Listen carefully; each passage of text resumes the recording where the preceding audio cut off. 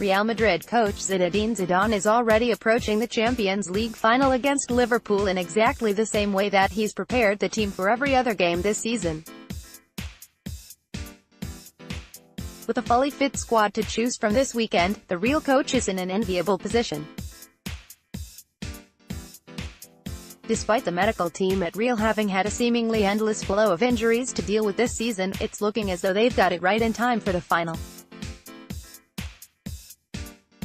The last remaining doubts were dispelled at the weekend when Madrid played the final league game of the season at Villarreal, when both Dani Carvajal and Cristiano came through the match without any adverse reactions.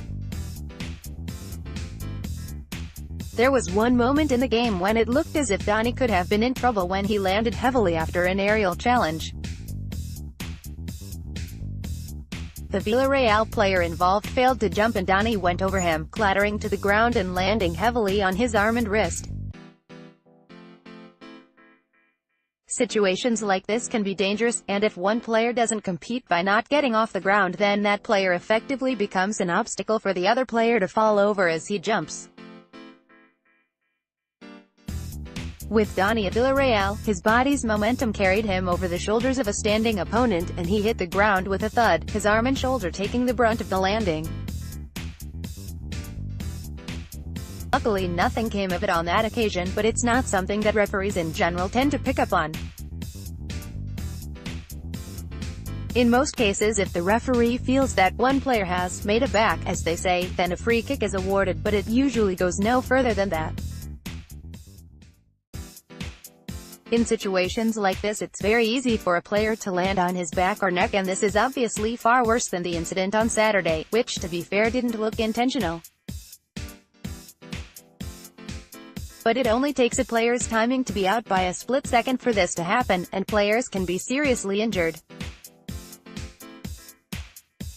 On a brighter note, Dani will have been pleased with his own sharpness, which looked as good as it could be after his recent spell on the sidelines. The same could be said for Gareth Bale. He looks to have steadily improved over the past few weeks, and Zinedine Zidane himself has had a lot to do with that.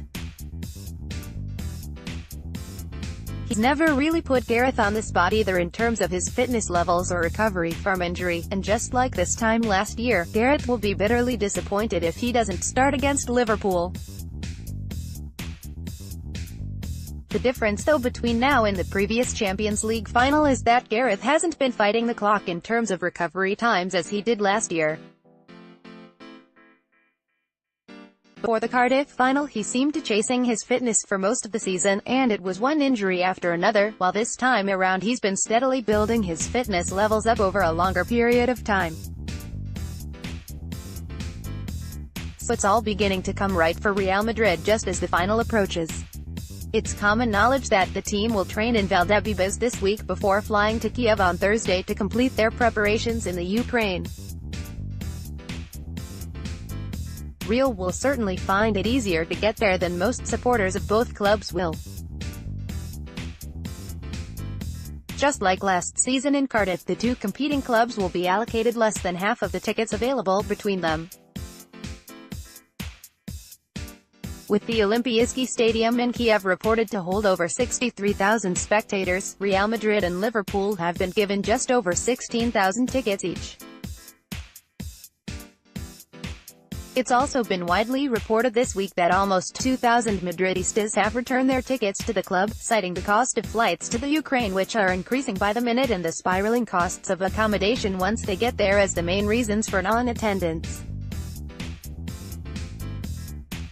The indications are that there will actually be empty seats at the final, and for two clubs with such a large support, that can't be right.